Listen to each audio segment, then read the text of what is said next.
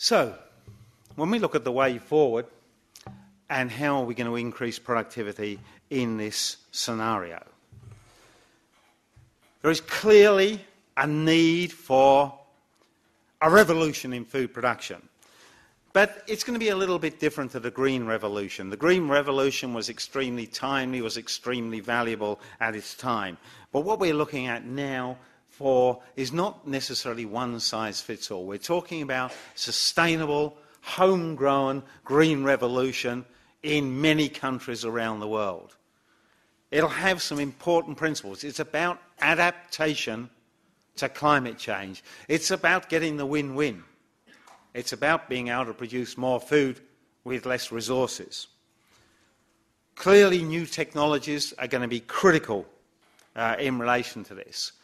And two of the major underpinning elements of this, and it's happening already in a number of countries of the world, are around sustainable intensification, higher yields, higher production from lesser areas of land with lesser inputs, which means we have to be much more input use efficient, and about conservation agriculture, which is about input use efficiency, but less ploughing and cultivation of our fragile soils around the fragile soils around the world. Much greater reliance on reduced tillage, on zero tillage systems, on maintaining organic matter in our soils. And these are already being looked at, and there is some tremendous promise there. When one adds to that some of the genetic solutions, new varieties, you can actually be quite optimistic. Snow was talking about a 30% reduction in the do-nothing scenario. I was looking at wheat varieties when I was at CIMMYT that under drought were up to 200 to 300% better than the best varieties that we had at the time. So there's some tremendous promise there in relation to not only new varieties, but new systems, this sustainable intensification. It can happen. It's already happening in places that we're seeing it. It can be expanded, but it needs investment, and it needs investment in technology and in knowledge transfer. More money spent on agricultural and food production systems rather than less. We've already mentioned some of the challenges to this increased productivity around land, around water, and in many parts of the world, this challenge is being exacerbated, no doubt, by climate change. Particularly, we've talked enough about those, I think. I want to mention desertification. It was mentioned this morning. It's a real challenge in many parts of the world, particularly in sub-Saharan Africa. And it's critical that when we're looking at these more marginal areas, it's an integrated approach that we're looking at. That we are still looking at the principles of sustainable intensification, of conservation agriculture. Because these are the things that can help that spiral up if we can get soil fertility to start the spiral up. But in those areas that are intransigent, then we have to be looking at restructuring and not just perpetuating the misery of people living in those areas. There has to be other solutions, social solutions, of being able to move people, of having a safety net, of being able to make sure that we can put those people in areas where we can support them. That really hasn't happened much to date. In some cases, with all the best intentions in the world, we've perpetuated some misery. There are challenges, but there are also tremendous opportunities in this agricultural revolution. And one critical one is the potential to produce ecosystem services for the global community, within a country, for the urban population, for the whole community, around good management of catchments that results in clean water being available for the broader community, around the opportunities of biomass for biofuel production. Now, this is quite different. We're still talking about it's going to make economic sense if we're going to increase the productivity of our food crops, to have it growing on the best soils possible and getting the highest yields possible. That makes economic sense and environmental sense. But on those lands that are not so suited to food production crops, then the opportunities to grow something else that contributes both economically and environmentally. It may well be biomass for second-generation biofuel production. On those soils that are less capable, then it may be a return to the native vegetation and the conservation aspects of that, carbon sequestration.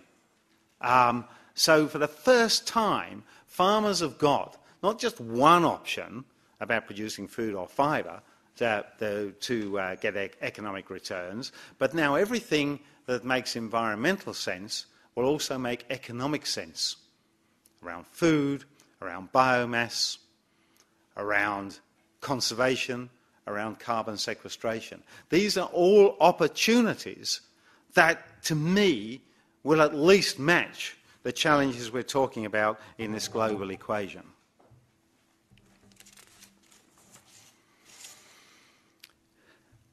There are also opportunities to really add some value around agriculture in many countries of the world, but particularly in developing countries, and to create greater employment from agriculture than that just on the farm, to really add some value. I was in China not so long ago, and in a village in Sichuan province, where it used to be the government noodle mill, and, you know, with all of the things associated with perhaps the inefficiencies of the government noodle mill. The government noodle mill had now been bought by the local group of farmers. They were trading amongst themselves in terms of wheat, noodles, selling, sharing profit. Sometimes it was a sort of a bartering system. But the whole productivity of that mill had created employment and better returns for the farmers. Just a small example. Another great example I heard was when I was on the Global Hunger Task Force, and it was in Africa. And it was about school lunch program. Hey, you know, one way you can really put one good meal into children is give them a school lunch.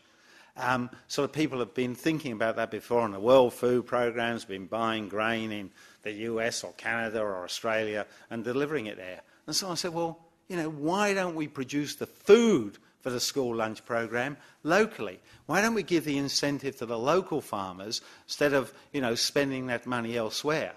So there are some tremendous ideas and opportunities going around there.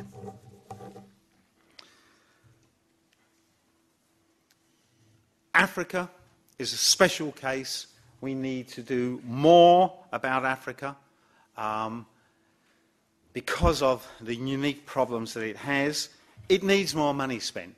You know, someone estimated that we probably need to spend about an extra $200 billion a year to solve the problems around food security, poverty, and particularly in Africa. You know, how much have we spent on war? How much have we just spent bailing out General Motors? This is all about priorities. It's not about there's not enough resources or money there. It's just how we spend it. And there's a special case where money needs to be spent more on Africa. So to summarise, Mr. Chairman, the actions required, we need the policies that enable this agricultural revolution to take place, that facilitate the development and adoption of new technologies. We need aligned and cohesive policies. If you make a decision about energy and we're going to mandate, you know, so much ethanol in our fuel consumption, and don't think about what that does to land use on the farm and what that does to food production, then that's an example of an unaligned policy. So we need to be thinking through the whole system. We need much more investment in agriculture, research and development right along the value chain. It's just amazing that there was a tremendous thing. Hey, Australia's technically not in recession because, you know, we had a little bit of growth in the last quarter. What was the main source of that growth? Agricultural exports. You know, but Didn't make a huge headline, did it? But the importance of investing in agriculture in relation to global food security is critical. And it's not going to be business as usual.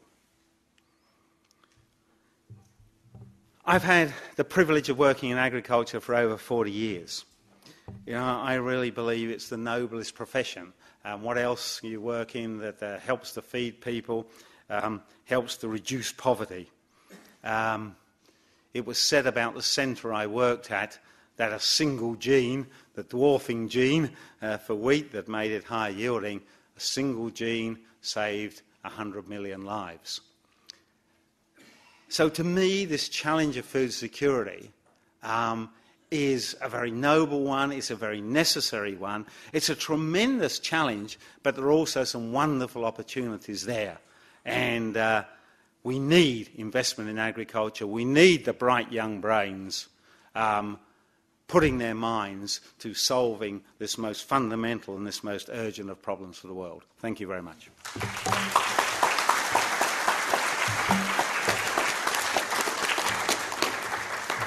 Thank you, Tim. Highly authoritative and again, very sobering. Well, to mix the metaphors, colleagues and friends, that was the collapse of the system. Can you just move across there a bit? That we have been talking about. We'll try and straddle this. Now you know why Tim is such a fantastic lecturer. He actually sort of has memorable moments. You okay there, Tim? Snow said there was a fine line between the collapse and That's right. Well, I hope you won't mind me saying that, to mix the metaphors, I was saying the food for thought in those three presentations and a rich harvest of ideas, I think we see it there before us. And I'm grateful to our colleagues. They didn't leave us with problems. My medical associates, Roger Short and Fred Mendelsohn here, will know we can spend a lot of time in diagnosis. Spend a lot of time in diagnosis, and we've got to get that right. But you don't stop there. You sort of start to look at various therapies and try a few experiments in how to handle these wicked problems. So I'm very grateful to the panellists for raising it. Now, the chairman usually has the prerogative of asking the first question, but I think we only have 16 minutes of discussion time, and I know there's plenty there, and so I won't ask the first question at all. I'll simply ask whether the panel has any questions they would like of each other, now having heard each presentation where there might be some interpretation problem or issue which needs canvassing. We'd like to hear what they think. Good. Okay.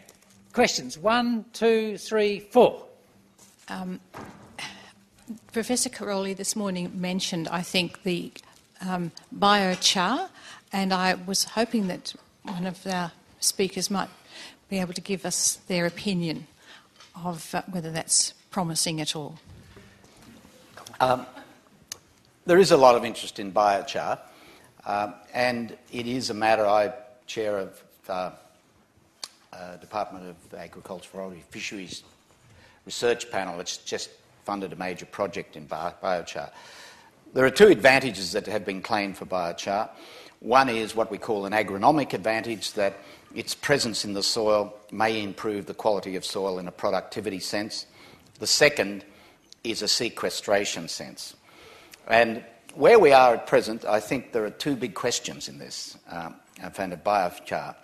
Biochar, of course, it's taking organic material, whether it be waste or whether it be a tree, and pyrolysing it, an act in itself that requires a lot of energy, and then putting that essentially charcoal away in the soil, and it'll stay there a long time. So there's no doubt that the charcoal will stay in the soil a long time.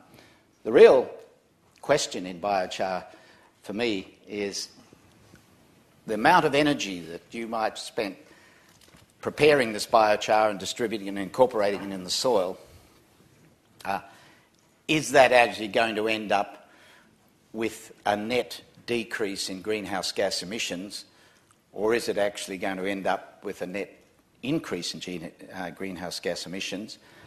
Will you get any agronomic advantages? And in this, biochar just isn't biochar. There are different wastes that you use, and there are different ways of pyrolysing. So these are research questions we've got to deal with.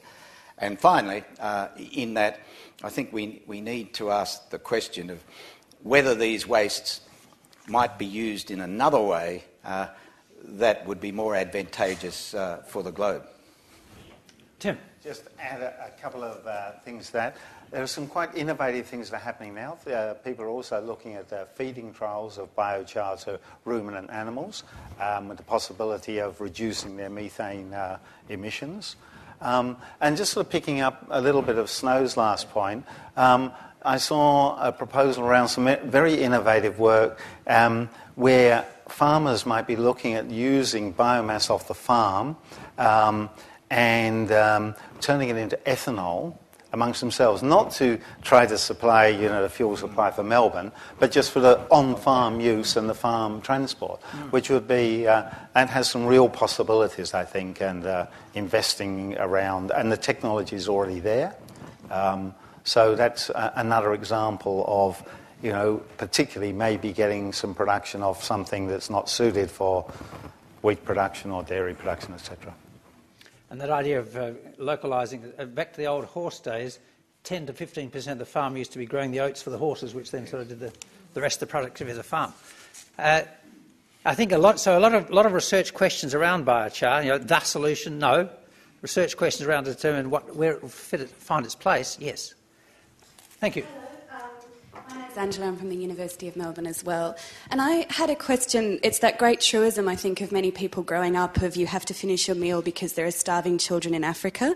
And I wonder now with certainly in the developed world and certainly in Australia with increased levels of obesity and real problems with overconsumption, what relationship you see between these food security issues globally and a developed world that's kind of eating itself to death in some ways.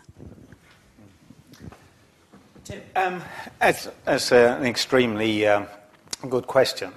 One of the things is that if you've got more food, it doesn't necessarily mean that it will improve food security at the household level in some country in Africa or in Asia. But one of the things you can be sure of, if the world is short of food, the first people that go without are the poorest of the poor. So there's still a very sound argument for a larger pile of food. But just as someone said this morning that, maybe this is the epoch of climate transition, but, it's really broader than that. And I just believe that we have to have a transition in everything that we're doing. Anna Bligh said for Queensland that on the current trends that they would be spending the whole of their government's budget on health by 2040 if we went on the same trend. So, what we're doing at the moment in relation to health and nutrition and food is not sustainable. And so health from food in the Western world is going to become the key issue, which is going to mean it's going to be less, it's going to be more nutritious. It has to, there have to be, safeguards there. There have to be ways of making that happen. We're starting to see that with labelling. We're starting to see that with healthy food programs, etc. But it's going to be, food is going to be a source of health in two different ways. More and more nutritious in the developing world, less and more nutritious in the industrialised world. Thank you. Yes. 1, 2. One at the back and then one, yes. Hi, my name is Rachel. I'm from Melbourne University as well. I'd actually like to disagree with the last speaker. I had a question on obesity too, but it had a different tenor. Obviously, obesity is a leading cause of burden of disease in Australia, and that's often indirectly. I was going to go into that, but I won't. But the biggest thing is that, as sort of indicated by Barry Popkin and his associates, it's a global problem and it's largely occurring in the developing world. And there are kind of two major contributing factors to that. That firstly, obesity is very much associated with the kind of highly refined, shelf-stable, exportable foods that are really associated with big agribusiness, for want of a better term. So especially things like high fructose corn syrup and products like that, which we find in virtually all of the food chain. And secondly, obesity really can be considered a form of malnutrition. And indeed, a lot of obesity researchers argue that we should consider obesity a form of malnutrition. So if you look at the case of people who are living in conditions of chronic food insecurity, where the only foods they can get are the sort of very energy-dense, nutrition-poor foods which are very easy to produce, and you sort of have a recipe for global obesity. So you kind of have this condition now where you could say that obesity is the defining nutritional disease of our time. So my question was, with that kind of understanding of obesity, what role do you see for a reformed and sustainable agricultural system in addressing this kind of most central nutritional disease that we have right now? Yeah. Janet. Can I just offer a slightly different perspective on that? I think a lot of the evidence is now showing obesity to be a disease of inequality in rich countries, and also a very rapid income growth in once poor countries. But particularly in a country like ours, and I think if you look at the work, say, of Richard Wilkinson at the Spirit level, which has just come out, you can see the relationship between systemic inequality in societies and the way in which food is used as a means of coping with the distress of inequality. Secondly, the thing which has really changed has been the growth of big business, particularly chains like McDonald's. And I think we've got to revisit the sorts of debates that were occurring in the second half of the 19th century, which is when the state really started to take on the power over individual freedom in relation to public health. We accept an extraordinary degree of intrusion of the state into our private lives, even into our families, in the interests of protecting us from disease. We don't even think about the state as having this enormous amount of power over us. Now we're confronted with climate change, which is another area where, again, perhaps that's got to happen, but also that we've now got to start thinking collectively that in the end the solution to things like obesity are going to be collective solutions which both regulate what food is we buy, but also start addressing the very deep problems of inequality and the sort of distress that causes. Thank you, Dan. Yes, I think just on that also, I think it was Tim who was saying what an incredible challenge we have in the agri-food space and a fantastic opportunity. It must be attractive to the brightest and best who want to contribute to a global issue, sort of in the students. And we see numbers in sort of this field decreasing. But the other attraction, I think, which Victoria is particularly well placed, is combining that agri-food sector, which sort of is doing pretty well, sort of as Tim was also saying in Australia, with that medical research fraternity, particularly in Melbourne. You know, isn't that a fantastic opportunity for Victoria? Bring the agri-food with the biomedical and start addressing these macro issues which start on the farm and finish up in the clinic, and public health. Beautiful opportunity for Victoria. Food for life. One, and then in front. G'day, Ian Allen. Question for Tim. You were talking about minimum till and all these sort of different approaches to agriculture to make them more productive. So many places are marginal as it is, and with climate change are going to become even more marginal. In the absence of genetically engineered crops and so forth, how are we going to increase the productivity? And I see also another layer of issues on that. As these areas become marginal and we have certain sorts of expertise in particular areas for like growing wheat or dairy farming or whatever, these dairy farming areas and different types of cropping areas are going to shift. How are we going to cope in the context of these changing climates and changing regions where these activities will have to occur? How are we going to cope with the transfer of expertise issues? So, you know, the productivity issue and the transfer of expertise issue. Comment, please. An excellent question. I wish that I knew all of the answers to it. But I think it's one of the issues that hasn't been adequately addressed yet as we've looked at adaptation to climate change. And if you looked, for example, if we took the Australian example, you could say, well, nationally, maybe grain production nationally will not go down in Australia, you know, under a significant climate change regime. But it will change its geographical location about where it happens. It won't be in the currently 300 millimetre rainfall country. It'll be currently in the it'll be in the currently 700 or 800 millimetre rainfall country. And one can think about that. Well, nationally, nothing happened. Socially, structurally, infrastructurally, that's enormous. And we haven't really thought about those. So a key part of adaptation to climate change is to have the participation of the communities that are going to be affected in that process. At the moment, we're sort of at the awareness level and a little bit of that, but the reality is we're going to need much more education, communication and participation to start to grapple with those issues.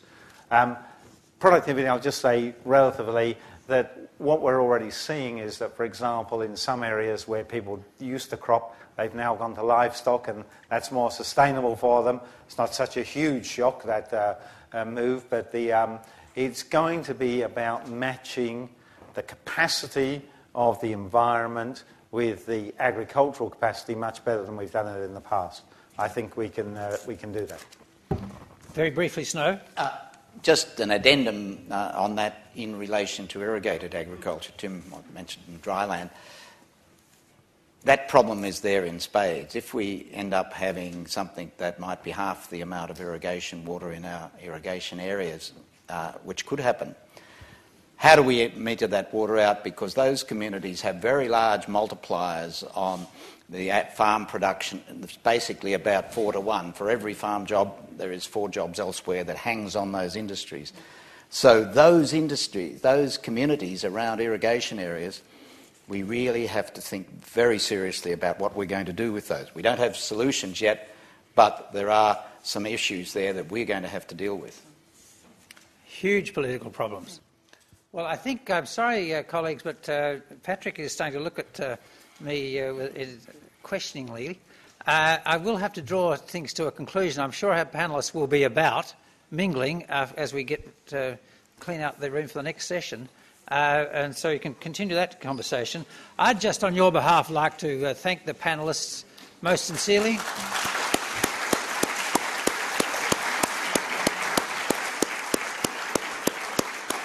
And to yourselves for, firstly, attendance and then participation.